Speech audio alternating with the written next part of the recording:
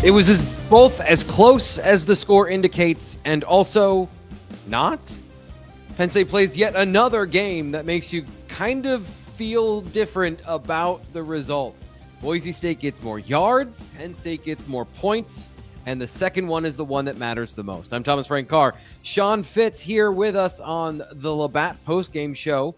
Fitz, I'm still processing how to feel about this game. I think there's some pretty cut and dried ideas and concepts in here, but in terms of the unevenness of the win, but in the end, a dominating win, especially from certain aspects of Penn State's team, gets a secure victory and an advancement to the semifinals of the college football playoffs. So initial thoughts here on the postgame show.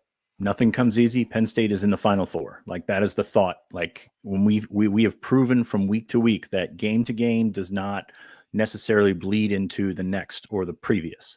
So what we're seeing right now is a team that certainly had plenty of holes tonight, but also certainly made a couple of plays when it had to, made a couple of contested catches when it had to, bottled up the best running back in the country, and now will play as one of, the first semifinalist in this tournament. Yeah. It's pretty unbelievable. So first off, I mean, if you can't be happy with the 17-point win, I don't know what to tell you, but at the same time, yes, there are plenty of holes that we can diagnose in the next hour. What?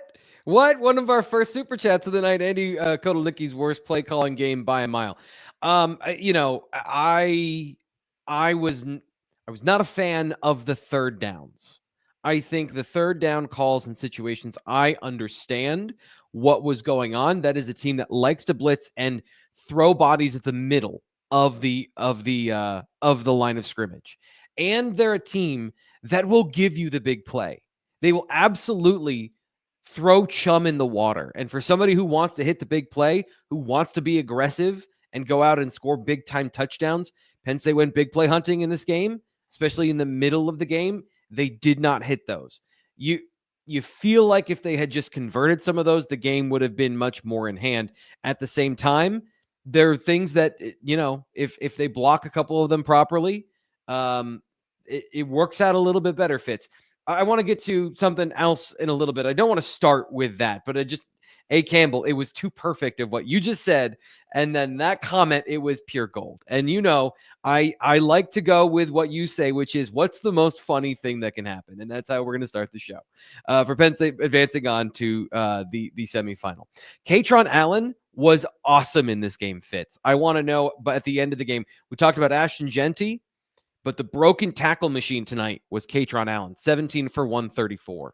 The way that Penn State changed the direction on a dime a couple of times when we were talking in the in-game thread, which is a lovely hellscape on our site. You're talking about you got to give Kaytron Allen the ball. He's been the guy. He's been awesome, and absolutely all night. And then all of a sudden, Nick Singleton gets the ball and he's racing just with grass all around him. That is the kind of night that they had. 17, 134, and no touchdowns for Kaytron, 7.9 yards per carry. It was pretty darn good from Kaytron. And it was 7 yards every time. It wasn't like there was a long run in there. It was grinding through 8 yards every single carry. Yeah, Nick was 7.3 yards a carry. A bit different of an effort there. Not effort. I don't want to say effort, but a bit different of a line. But of course, the 58-yard touchdown finishes it. It's pretty great. But Kaytron was your beast. He was a guy that they turned to in multiple situations, and he was, again, this 3-game stretch that he's been on, as good as he's looked since probably as a freshman. It's been a really, really good output of just a line of output for Kaytron. So really impressed with the work that he did. Really impressed with at times some of the offensive line. We're going to get to play calling in a bit. I know everyone is talking about, hey, they got to run the football more. They absolutely do. But you got to start with Kaytron Allen. What he actually did when he had the ball in his hands, he's fantastic. Yeah, and that was the driving force in the game. There's some schematic things that were going on that did frustrate that, and I want to maybe we can have a soft opening to the conversation, is that Penn State was running their outside zone, and it was working, and it was churning, and they were running tempo to get into looks so that Nick Singleton could rip off runs early, and then Kaytron Allen is getting through cracks and seams in the defense, and then Boise State countered They started firing off the ball a little bit better. They started getting penetration into the backfield. So schematically, Penn State had to adapt. They had to find something else that would work. They ran some gap schemes that worked a little bit. They tried to pivot to running some counter schemes. That didn't work right away, and then it did. And so I think that there has to be the understanding of you can't just run the same play over and over and over and over again and have it work unless you're playing Maryland, which is what they did in that game. In this game, there is a flow to these things. And I know that everyone wants to say just run the football, but there is more to it than that. It is the sequencing of the plays and forcing Boise State to defend something other than the one concept that was working. So they had to work through that in the middle of the game. But I think that to their credit, Fitz, they did come back to the things that were working. They did get back to using tempo to get Nick Singleton a chunk run. And then I apologize. I don't know off the top of my head what his touchdown was because I think it was a counter right up the middle, but I don't know for certain. All I know is the safety took a terrible angle. And when you play 11 in the box and you take a bad angle from the free safety, that's what you get with Nick Singleton. Excellent job blocking to get him there, and then he did the rest. Yeah, I mean, those guys, that's what Nick's best run since the Rose Bowl. Showed some patience, got behind Drew Shelton, who I think came off a combo and hit the second level, did a really nice job there. But yeah, that's kind of what you're going to get. I mean, we talked about Jeanty all week about you can bottle him up and then all of a sudden, he will bust one. But that was Nick tonight. And we'll talk about Penn State's job that they did against Jeanty because that was pretty unbelievable in itself when you look at the body of work from game 1 to game 12 for him. But yeah, I mean, Penn State's running backs really stole the show. I mean, there's no question about that. The output there on 19 carries, I mean, to go well over 200 yards, it's just, you can't say enough. And they didn't use them in the passing game. That was the one thing that kind of surprised me, especially with the way that Boise was bringing the blitz. Of course, you need those guys for pass protection, and they were up and down in pass protection, I believe. Boise flooded the middle, just absolutely flooded the middle. And that's kind of where you got to keep your backs. But at the same time, very surprised they didn't, use those guys a little bit more, not necessarily just in the screen game, but just getting those guys out in the flat because there was space to be run. But that's neither here nor there. Penn State, once again, 4 receivers caught a ball, and that includes 2 to true freshman tight end Luke Reynolds. So not the most diversified passing game, but when you put 31 points on the board, you kind of that's kind of what you finish with. And you got the important contribution of the touchdown from Omari Evans, the 38-yard touchdown. I think that's you got the one thing you needed to start the game and made Boise State chase for the entire game. Just going to rip through a couple of these here. Young Pariah, he's already on the play calling. He wants to talk about that. We will talk about that in a second. Robert Bosfield, he says, big win. We are in Miami. Watch the game all the way from Seoul, South Korea. D-line held their own. I believe it's already January over there. So happy New Year. Happy early New Year here by about 35 minutes. Appreciate Robert always being here. Greg Fischel, he says defense against Jeanty was incredible. We'll get to some more of those in just a second, but that does trigger our one of my favorite things to do on this show, which is the defensive player of the game.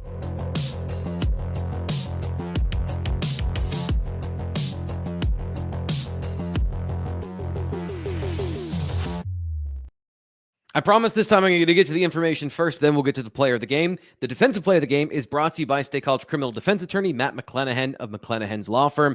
Matt is a Penn State super fan. Matt, I apologize. I'm not going to read the War and Peace text that you sent me with your full prediction.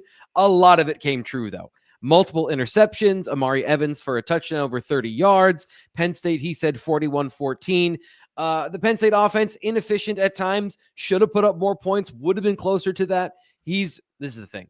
He's the kind of guy that you know because he's here watching the show just as much as you guys are. So if you ever need his services, I hope you don't, but mattmlaw.com. Appreciate him being a sponsor of the show. Fitz, who is your defensive player of the game? Going to go with Zakee Wheatley, the guy that can get his hands on the football pretty much anywhere in the field. I mean, of course, Kobe King, the guy that separated Jeanty from the first turnover, the fumble that Penn State gave right back, but helps to have a guy that can clean up like Zakee Wheatley. It was a team effort for both of those turnovers. Of course, King forcing the fumble, and then on the interception, Cam Miller, that was fantastic coverage, absolutely fantastic coverage on the basically the smash fade there that he's been susceptible to in the past. And Zakee came out of nowhere, he got his hands on the football. So he's my one individual to me, it goes back to just the gang tackling, like the ability to just to consume Ashton Jeanty and hold him to 100 yards, but on 30 carries, 3.5 yards per carry for the best back in the country. That's shutting him down. Like he got his a little bit, and certainly tried to get him the record there at the end by giving him the ball, the 2-minute drill when you're handing it off to your running back. But Penn State's team effort, I think, starting up front with Devon J. Thomas, he was always around the football. Penn State's down to 3 defensive tackles, but J. Thomas was very effective in this game. So Zakee Wheatley's my guy, but man, that's a total team effort right there, shutting down one of the best players in college football. Yeah, I think a team defensive award is warranted, but I also, like you, want to single out Kobe King. Early in the game, setting the tone, he was all over the place. He was between the tackles, he was getting hits and wrapping up. I think the linebackers did an excellent job at wrapping up in this game. And yes, there are going to be some missed tackles. Tony Rojas bounced off a couple of times. Kobe King bounced off a couple of times. But as Fitz pointed out, there were 2 or 3 guys there to get him secured and to bring him down, because that is not, even in this game, I know that it didn't look like it, 30 carries for 104 yards. They made him work for that, and to hold him to just 1 run of 26 yards, that was the objective. I thought he would break the record he was going for tonight, and they would still, Penn State would still win, but they were able to hold him under that. So those are super impressive. Of course, by the way, Barry Sanders' bowl yards don't count for him, which is the biggest crock of shit. I mean, it's just unbelievable to think about that. And now, you get an extra playoff game and a Mountain West, a Mountain West championship game. It's just unbelievable to think that Barry Sanders was able to do that in just 11 games. Was it 10 or 11 games? Unbelievable. Yeah, absolutely. This is the Labatt Postgame Show. We are sponsored here by Labatt. I always appreciate people who make this happen, and they've been a strong sponsor here. They're riding with us as long as this train is going to go in the postseason. So when it's time to kick back and watch the game, grab a Pilsner that's as pristine as Happy Valley itself. Labatt and Labatt Blue Light deliver unmatched taste that goes down smooth every time, even if you're in Florida. It's a Canadian beer that you can import all the way down south if you're going to the game. Whether you're tailgating at the game with 107,000 of your closest friends, or you're on the road or on the couch, it's New Year's Eve, you might be drinking one right now, heading towards the ball drop. Labatt Blue and Labatt Blue Light are your go-to for unbeatable drinkability. Bleed blue and white. Drink blue and light. Find products at Big Valley Beverage in Reedsville, 7776 PA 655. Those are a lot of numbers that let you know that it is in Reedsville, and Reedsville is out there. But I love that is a beautiful section of Pennsylvania. So if you ever need to go buy some lumber or something, check out Big Valley Beverage. Appreciate Labatt for being a sponsor here on the show. And of course, I mentioned Fitz, Florida. Penn State's going to the Orange Bowl. And here's the thing. Aren't you glad that we've talked about collegiate athletic travel for more than 4 minutes? This isn't the first time you're hearing about collegiate athletic travel. If you want to go to the game, you can go in style. Penn State fans, they didn't go out to the Fiesta Bowl the same way. So if you want to book a trip, book this trip. It's the trip you want to have. It is all inclusive. I could read all the things, but I'm just going to show you here on the show. If you're listening on the podcast, I am going to read it out loud. They have air packages or land packages if you want to get yourself there. 3-night air package includes round-trip, nonstop chartered air transportation from Harrisburg to State College and State College to Fort Lauderdale. Beach vacation plus football. 3-night hotel accommodations, transfer to the game and pep rally, chalk talk from us at Blue White Illustrated, round-trip hotel transfer to Hard Rock Stadium. You don't got to get an Uber. You don't got to get your tickets. You don't got to do anything. You just have to call. Or you can book now. Click the book now button here. You see it here on the screen? Imagine a book now button if you're listening on the podcast. Click it. It opens it up. You can put your information in, and they'll get in contact with you. You got to go fast because Penn State fans have been waiting for this, Fitz. They have been waiting for years to get into the college football playoff, and we're now into the Final Four. If Penn State had just gotten in, they were the 4th team, right? Now they're in the Final Four. This is the same as if they had gotten in last year, in my opinion. Yeah, I mean, you're in the Final Four, like the expansion, whatever.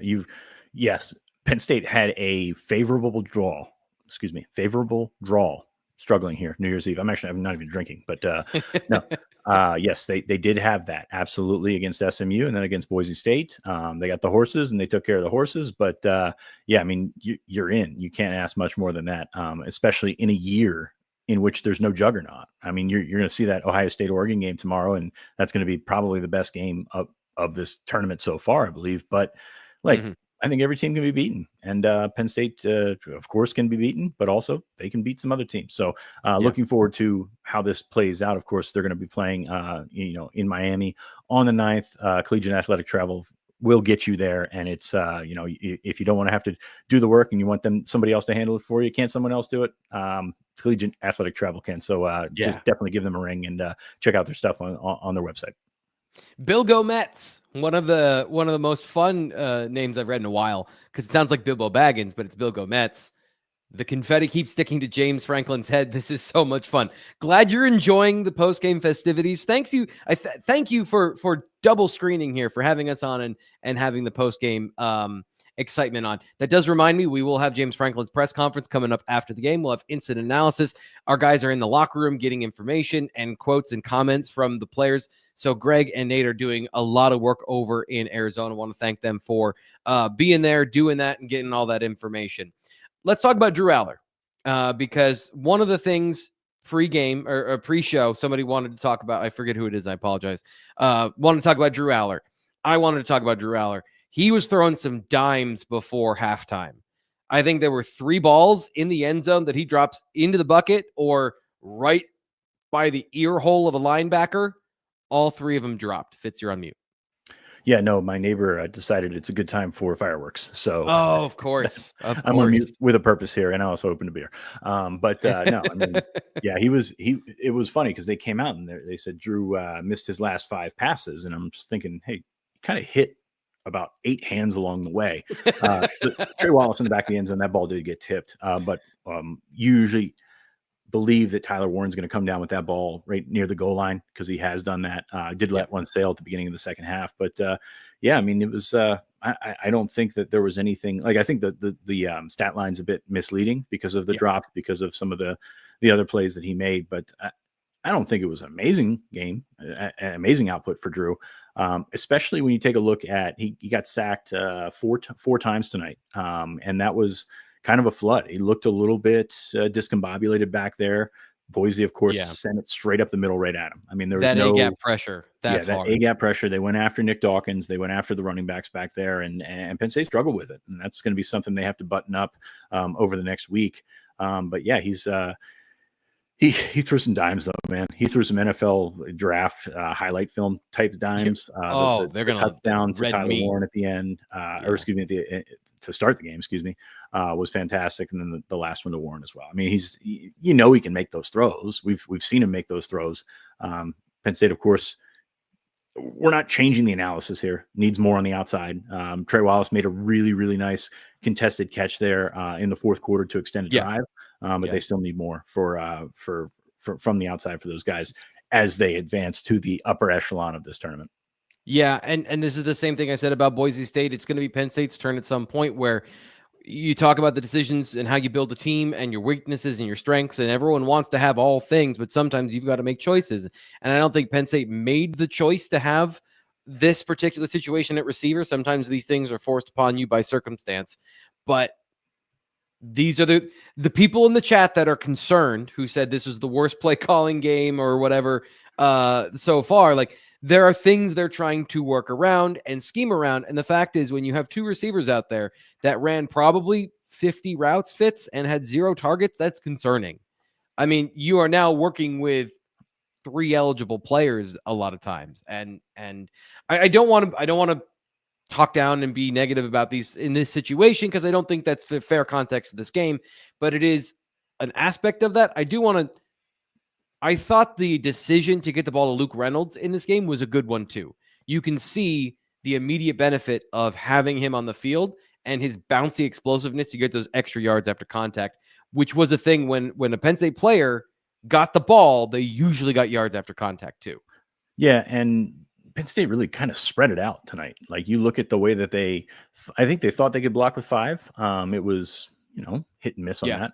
But they spread it out. They went, I guess it was more of an 11 personnel set but you can use those tight ends. We talked about that on the show yesterday. You can use the tight ends as actual receivers, and they did that with Luke Reynolds a few times. So the more that they spread out, I think the more success they had running that outside zone, and that was helpful. But at the same time, it kind of takes a little bit longer for those receivers to get where they need to get, and I don't think they got where they needed to get. So that's why you see 4 sacks on the stat line. That's why you see a little bit less in the rushing column for Drew. 4 carries for -4 yards, which he had that 15-yarder, which was clutch. But at the same time, it was a little bit less than. I can't believe we've made it this far. We're sitting here talking about. I can't believe Drew didn't run as much as he usually does. In these big games, we didn't get big game Drew. We've truly come full circle. But yeah, some of the throws he made just kind of make up for all that. But there's no glossing it over. They're gonna have to be better. They're gonna have to be more consistent. They're gonna have to cut down the penalties. That was the most flagged game I think we've seen this year without double checking the stats. But the SEC crew was all over a lot of things. And, Penn State had trouble with procedure penalties, had trouble with Sal Wormley trying to maul, but also not being as subtle about the maulings. Right. Because I tell you what, man, that Katron Allen run that got called back, that was the best run all night. That was so fun to watch. Guys. It was pretty interesting. I want to get to this now just because it keeps rattling around in my head. I called it the shiny object plays all night long, where a tight end leak, that's one thing that didn't really work, but the lining Nolan Rucci up at wide receiver, trying to hit down the middle of the seam to Tyler Warren, the screenplay on 3rd down coming out of heavy formation, trying to hit Tyler Warren there. They tried to look over here like close-up magic to get him open, and every single time Boise State had 2 players on him in all of the trick scenarios. And it just felt like that was the plan. The 3rd down plan was shiny objects. And that's where I think you go into the game with a certain number of play calls, and they focused and worked on those things. And so when you have the opportunity to run them, you either have to run them or you don't have as many 3rd down plays to call. And so I understand the scenario and the situation that Penn State's fans are frustrated in. And I think that's one situation where, if Andy Kolnicki had to go back and do it again, he might not call as many shiny object plays. But at the same time, you worked on them. Like, clearly that was a part of the game plan, and that was something they worked on over the last 10 days. Just generally the 3rd down execution. What was your thought of how all of that played out? 5 of 13 on 3rd downs for Penn State, below their season average. Yeah, I think that was the thing that sort of stared you in the face. Although they started 1 of 7, so like they did in essence turn it around a little bit. But they got of course basically the 4-minute offense where they were running the ball down at the end, extended the play, a couple first downs. Riley Thompson, put a nice punt down there to just inside the 10. So and then had one that should have been downed. What happened on that play? Did they just lose the ball? Penn State's gunners, they just go for the returner. I mean, they've figured out that Riley Thompson's game is to, buy them time to get down there. And then by the time they get down there, it's probably going to be a shorter kick and it's going to be fielded. And that was not the case tonight. He is a completely different punter when he just does the standard drop kick or the standard drop punt. Like when he's doing the kick, you saw it in the first half, the footing is off and that makes everything else off. But he punted the ball extremely well tonight for when he was standing back there. I don't know. Right. I don't know how to put it. Literally standing, just standing and punting. Yeah. But for sure. yeah, the 3rd down execution started poorly. The 3rd down play selection. I mean, how do you put this? You've got 2 of 5 on 3rd and shorts, and I'm going to run down the calls here while you're going to filibuster for me. But sure. It was not a situation where you found yourself in a game in which you are pounding them offensively, running the football. Kind of got a little bit cute, and I hate falling back on that crutch, but it's kind of what we saw, and that's why they had the issues. Yeah. Yeah, there are times when that is a fair criticism, and there are times when it is part of the offense or there's reasons to do that. And I do think that sometimes the reason those things hang around, in my opinion, is because there is some truth or validity or fairness to them. When the other option was quarterback sneak, which we did not see Tyler Warren or Drew Allar do a quarterback sneak when they had the obvious package for it. They lined up in it, and then they tried to hit explosive plays instead of trying to just convert and get the first down. Filibuster for 1 second longer because I've been sitting on this for 2 minutes. Go for it. Do we think that they thought that it was a 3rd and 1? Like, because I thought it was a 3rd and 1, and then all of a sudden they marked the ball and it was 3rd and 3 because I thought he was closer to the line. I'm talking about Tyler Warren going under center, pitching it to Drew. I think they thought they were in a different down and distance situation than they actually were, because he's taking a snap underneath, which you've seen it on tape as a quarterback sneak, but he's not going to do it on 3rd and 3. So I think that they caught themselves in a situation kind of similar to that USC situation where they thought they had a 3rd and 1 and it was really 1st and 10, and then they used the timeout. Just kind of I don't want to say outthought themselves there, but kind of had the play in mind to run in that situation, then didn't quite get that situation. Yeah, for sure. Bruno Sultanum says, great game. Defense played incredible. Happy New Year. He, just like our other overseas subscribers and viewers, it's the middle of the night or the next day over there. He is I think he's in England, he said on the Blue White Illustrated message board. So appreciate Bruno for being he is a strong supporter of the Blue White Illustrated family, but I don't know if anyone's going to beat this, Fitz. 2 kids, 1 wife, all PSU. Basically, he just paid for a subscription to Blue White Illustrated to yell at everyone to sign up for Blue White Illustrated, because that's what he's done. He's here donating $100 to the channel. My guy, I appreciate this so much. I don't want to say you don't need to do that, but Fitz, I feel like that is above and beyond the call of duty. Thank you so much. Absolutely. I think he's already said he's going to Miami. So, hopefully we see him down there. But yeah, that's unbelievable. We appreciate the generosity. We appreciate everybody that's listening, following, liking, subscribing to our site, especially. We really appreciate you people. It's 18 minutes till the ball drops here, and you're sitting on Blue White Illustrated's live postgame show. So I know it's closer a special to 1,000 than not. It's crazy. I know it's a special New Year's Eve, but I'm glad you're here with us. We appreciate it, guys. Absolutely. I deeply appreciate the chance that we get to do this and the people that make it happen, that we have so many people that come back time and time again to hear us talk about football. That's pretty cool. Tony Rojas had a good game tackling. I think for everyone involved, it was good to see that Tony had several times where he was hanging on for dear life, wrapped up an ankle, and didn't let go. I think that that's important to point out.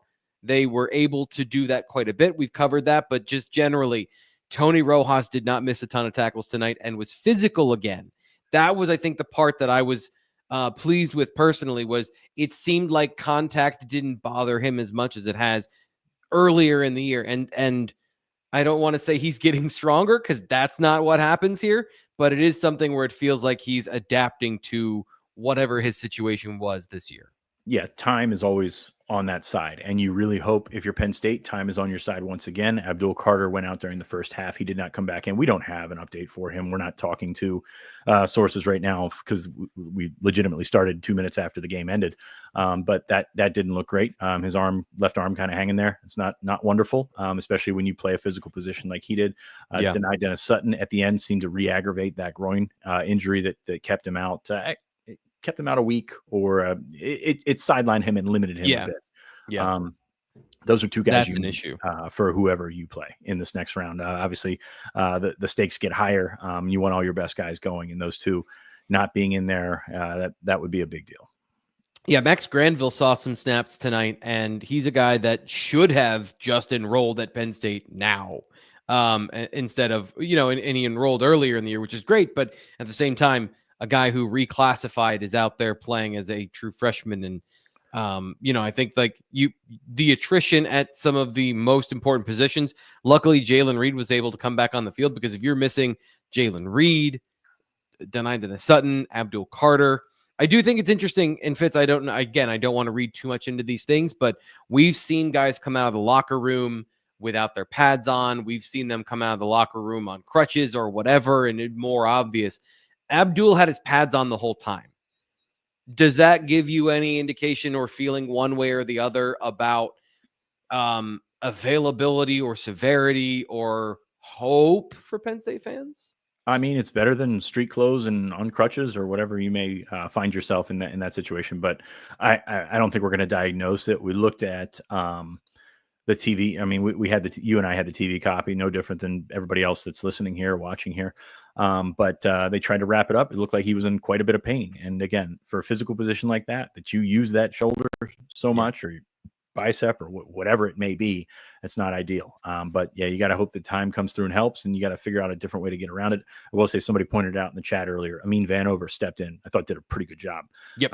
That's been a guy that we thought has struggled at times this year. And he came out, he got the sack there down in the red zone as well. So Amin Vanover, I think is in the mix for that defensive player of the week, just because of the way that he was able to step in. I'm very curious to see his snap count, because he was in there quite a bit, opposite of Denai Danielson, or whatever they started calling him on the broadcast tonight.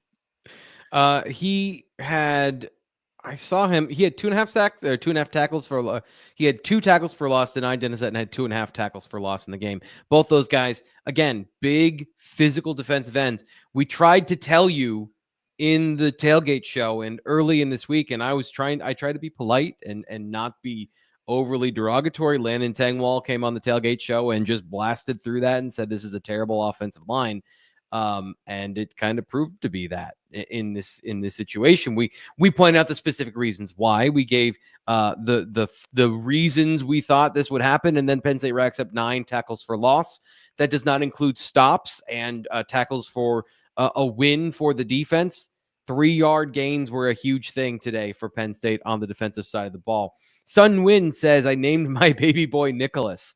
That's an honor right there. That's a cool one.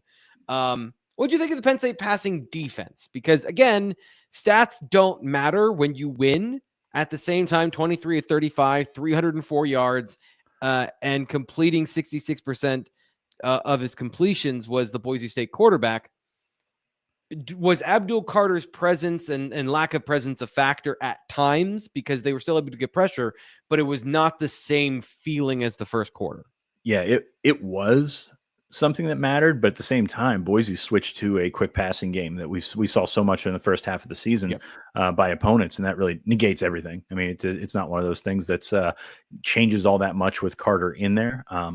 Really, really surprising, especially Penn State up 14-0. You know, we told you they were going to stick with the running game, and they kind of did that. And that was, I mean, I can't say enough. I mean, when you watch that San Jose State game, and they had the 4th and goal at the 2 or whatever, and just kind of, it did not work out. And then they were able to turn that back on a dime. Penn State had the exact same kind of scenario where they get that fumble, and then all of a sudden it's 21-0. This game's over. I mean, that's why you're looking at that. So Penn State was not able to make the most of those turnovers. They were not able to cash in on those, and you'll have that, but at the same time, you would really like to have that. From a passing game perspective, that gave them the ability to keep going with the RPO, keep going with the things that they were successful with, which was just tight end stick routes, really, just kind of finding them 7 yards down the field, throw it to him. Yeah. That guy's going to turn around and fall forward for a first down. Finding those little spots in the zone.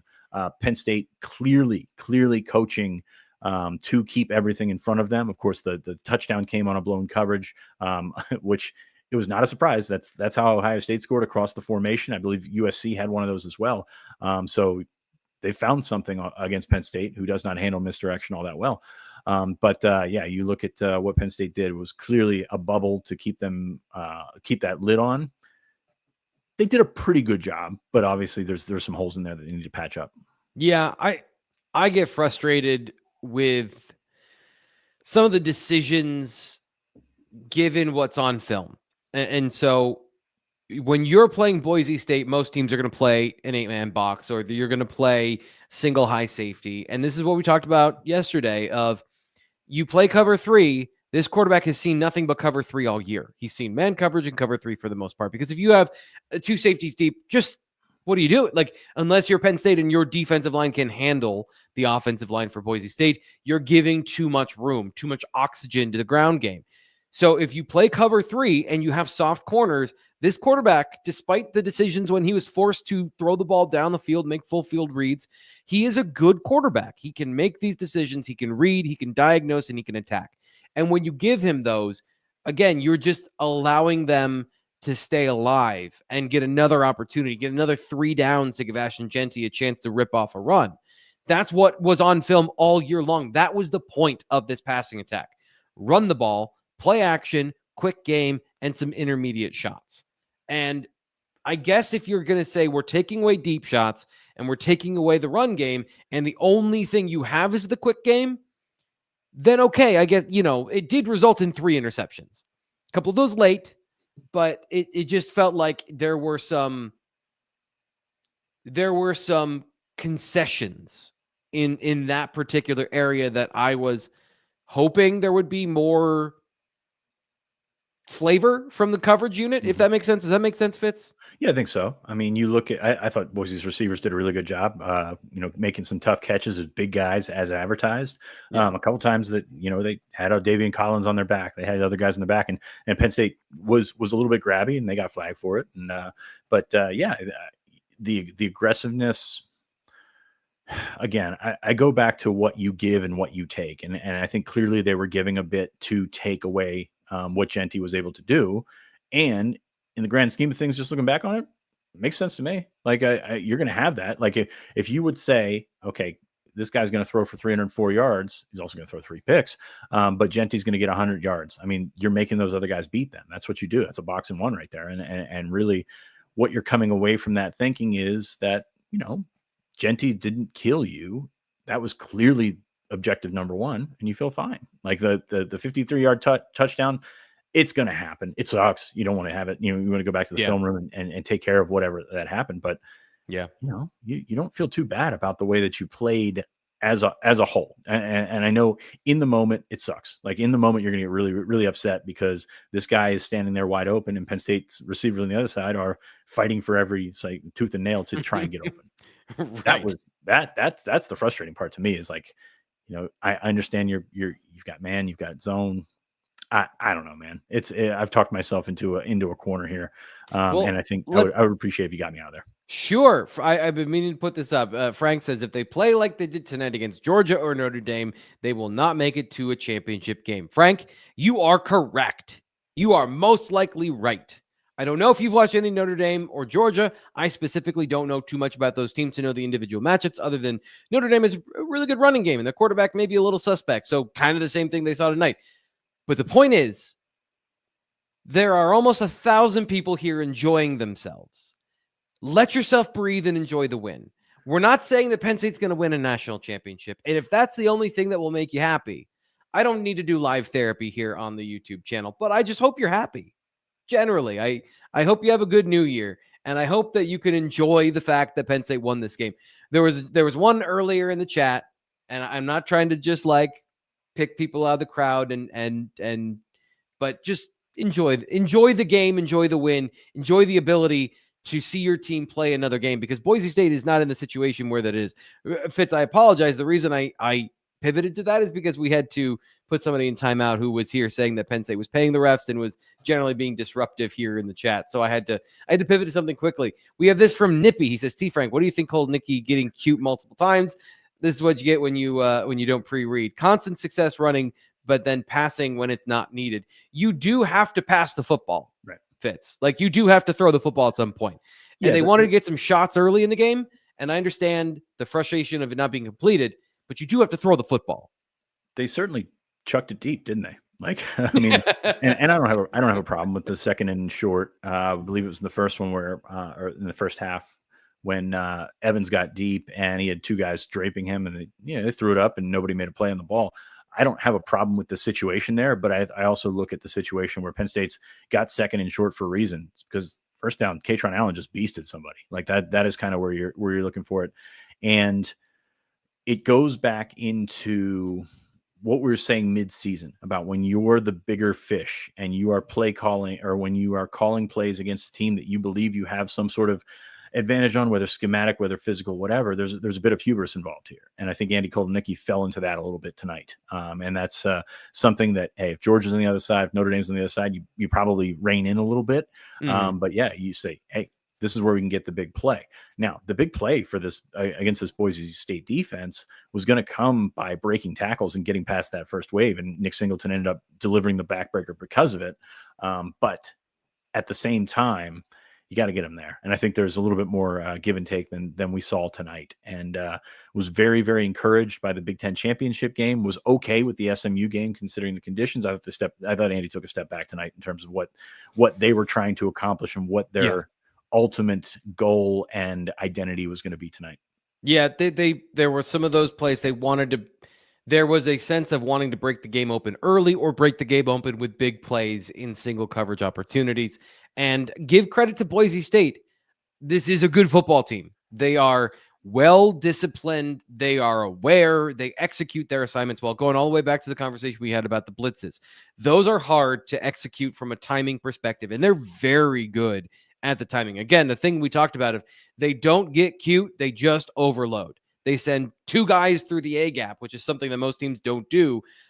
They did that, and it was very successful. Now there's some issues with communication on the Penn State side. There's always a mistake on the other side when you are doing things like that. But those are forced errors, not completely unforced errors. So Boise State deserves credit for making Penn State frustrated throughout this game. And then Penn State kind of fumbling through the second quarter the way that they did. It was an unbelievable turnaround. You just don't see that very often. Penn State's very even in terms of what they do. The stat line, obviously they come out in the third quarter often and do really well. But you usually don't see that kind of coming out fast and then falling flat as much as you saw tonight. So I don't know if there's a specific reason behind it. Turnovers obviously didn't help. Putting the ball on the ground in the zone read game was not great tonight. Putting the ball on the ground to give it right back just kind of set in course in motion. I think both teams did their fair share of shooting themselves in the foot tonight. I don't think there's any question about it. I mean, obviously with the special teams on Boise's side, but also kind of taking yourself out of the game and kind of taking your I don't want to say, I hate to, I'm falling into cliches here. So taking your foot off the gas doesn't count here. But finding yourself in a position, like clearly you came out, you called the first two drives pretty aggressively. And then you're like, okay, I feel pretty comfortable here. And then once you get comfortable, that's when you kind of fall back onto yourself. I want to talk about Nolan Rucci here too, because we talked about the run game. We've talked about the success over the last couple of weeks. People have asked what's changed up front. And what I've observed when Anthony Donkoh was in the game, there were some limitations to what he could do based on the injuries he had.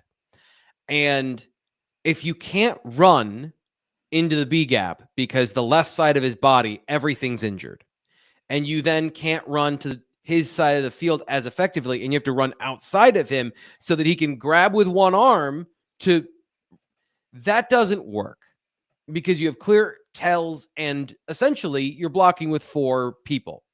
Nolan Rucci's a good run blocker, but more than that, he's giving them five up front again. And this is not a disparaging thing about Anthony Donkoh. He tried to play through multiple injuries. I watched it on film of him struggling with these things to try and compensate and be good at football. And he was almost there. And then he gets hurt again.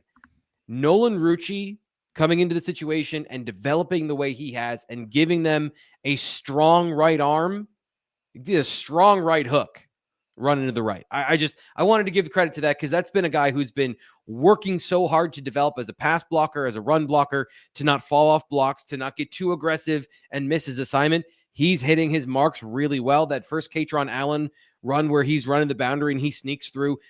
That's because Nolan Rucci was fighting all the way to the sideline to finally get a reach block on that edge defender, and he's able to spring Katron Allen. So I just wanted to give him a shout out. And also, I think this is sustainable. Everyone's asking, who's up next? What do you think? If they play as well as they do in the ground game as a unit, I think that this run game is a threat against whoever they play. He's elevated his game to that point. I agree. And you look at you don't want to helmet scout here, but you look at what's ahead of them and you have the ability to beat both of these teams and run the football against both of these teams. And sort of, I think that these three teams left in it are a lot alike. Like there's a situation where all these guys can beat each other and all these guys can lose to each other. And I don't think it's wonderful this year that there is no juggernaut. Again, I think Ohio State and Oregon are the best teams in it right now, are playing the best football right now. But somebody's going to get out of that. Somebody's going to get taken care of tomorrow. So it'll be interesting to see. Again, it's fantastic, man. You got 4 teams left. 4 teams are going to play for national championship, and Penn State's one of them. Like whatever Andy called or Nikki called on a specific 3rd and 1 does not matter, because Penn State is playing for a spot in the national championship game. And that is wonderful. You stole my shtick earlier here, T. Frank, and I got a problem with it because I'm the enjoy the win guy. I'm the guy that's like, hey, just like take a breath here and think about where you're at. Think about where this team has been all year. And they have continuously found a way to win. They have found a way to change up their identity no matter what injuries have been thrown their way. And hey, you're in the Final Four. Celebrate it. Yeah. It's awesome. And Happy New Year, by the way. I was just going to say, it is 12:01. Happy New Year. Dan Lane says there's a theme to this game. Sorry, 1 minute. Nope. She puts up with so much stuff, guys. I am sitting in this seat from July until now January. So I told her, like, just 1 minute, please. Literally 10 seconds for me to appreciate my wife here. So Happy New Year, babe. I love you. Dan says there's a theme to this game, to this team, and it's that they have many ways to win. Different players stepping up at different times. Let's Zakee Wheatley or Vanover just loving the grittiness and the well-rounded nature of the Nittany Lions. You're right, like in terms of enjoy the win, but also the way this team wins. It feels like this is a team that's going to always get you frustrated, and they're going to we're going to see them in the national championship game because they never played a complete game, but somehow they got to the end of the road. And Dan wanted to point that out. I think that's a fair point. What is next now? Obviously, we know what is next, but I guess what's the first thing in your mind as you look forward to Notre Dame, Georgia, whatever that matchup is on the road in Florida? I don't know how much it matters, but Penn State gets an extra day of rest. I mean, that is kind of the silver lining on playing on New Year's Eve here. Get a chance to get back east and get as healthy as you can. And it obviously didn't look great with Abdul Carter, and you don't want to find yourself back where you were. I think it was that turning early October point where you were struggling at times just to not just field positions, but field your best positions. And if Abdul Carter can't go, that's a big deal. I know there's been injuries so far. Carson Beck's out for Georgia, and Notre Dame's best defensive lineman's down, but you want to be as good as you can because there's opportunity here, unlike anything that we've seen in a long, long time. Yep. We're going to hear from, it is wild that after so many years, Fitz, of us talking about the almosts, the 10-2s, the close losses that have knocked them out of these situations. It's weird that we're here. Because we're still talking about this game and putting a bow on Penn State beating Boise State, but they're to the spot where if they win a game, they're in the place that everyone wants them to be. And I just it's still sinking in for me. And I'm not, we're not fans. And I know that people don't like hearing that, or that gets uncomfortable for people to understand. Like, we need to be objective to give you the clear-eyed view instead of being biased and giving you something that doesn't make sense. And even I myself trying to be that for you does not have a good perspective on this moment because it is so new. And I guess that's my last thought here before we get into the final promotions, Fitz. Yeah. I mean, it's awesome. Like, if you can't enjoy this run, if your first conversation is, does this count as a big win because it was against Boise State? I mean, what are you doing here? Like, what is this happen? What is happening? And hey, man, Penn State got a great draw. I said it before. But at the same time, you find yourself in the Final Four. Like, you were the number 4 seed coming into it. So you're exactly where you should be. And that is where Penn State has found themselves. And they're going to find themselves in Miami on 8 days against a pretty darn good football team, and also another flawed football team. Like, regardless of who wins tomorrow, there's going to be opportunity for you to match up well with that team. And hey, you don't want to look ahead because this is the next biggest game. The next biggest game is here. And the funniest outcome would be they see Arizona State in the national championship game. Whatever, man. The funniest outcome, Penn State wins the national championship, and we're laughing all the way to the bank here on the show. Absolutely. Because obviously we're going to have a lot of viewers, and we appreciate everybody for hanging in with us over midnight tonight, because it's been great. It is a new year. A resolution for you might be go all in on Penn State, because there is a certain aspect of football that is like church. You got to have a little bit of faith, and you got to believe before, like, they're here now, but there is a certain percentage of people that I know are like, they want to see big game James do it. Well, here we are. So this year, treat yourself to something really important. And that is a subscription to BlueWhiteIllustrated.com. I say this because the people I work with are awesome. Sean Fitz is awesome at his job. Nate Bauer, Greg Pickle, Ryan Snyder. These are the best people covering Penn State football that you will find, and we all work together. So join BlueWhiteIllustrated.com just for $1 now. But if you want to go all in, be like two kids, one wife, all PSU. It's not. He gave it as a YouTube donation. I'm still shocked by that. All you have to do is sign up, and you get information every single day.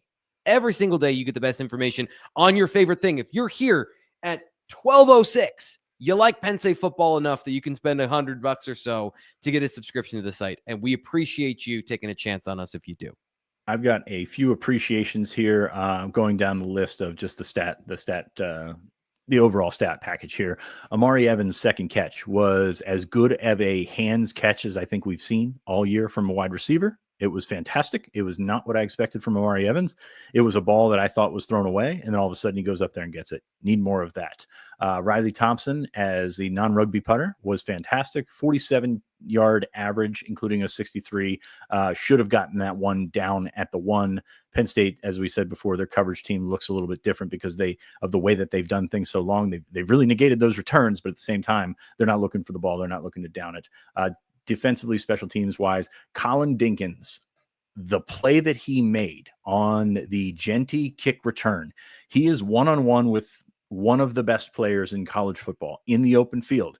And he made a tackle, and he made an aggressive tackle. And that was the type of play that they needed at that point to sort of shut down any hope of a return or hope of a bounce back comeback, or even a backdoor cover, which I know a lot of people were watching there at the end. But a really, really big play there. Elliott Washington had a very good play in coverage. Davian Collins got so close and actually walked away for a second. And when he should have had a pick and his own teammate knocked it away from him, he was not too pleased by that. But somebody else stepped up and got one. But a lot of role players playing some very big roles for Penn State tonight. I just thought worth shouting out the whole offensive line. I mean, you can't really look at that coming off of starting this 2 minutes after the game ends.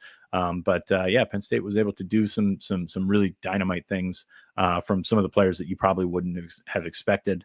And I will go back to Tony Rojas.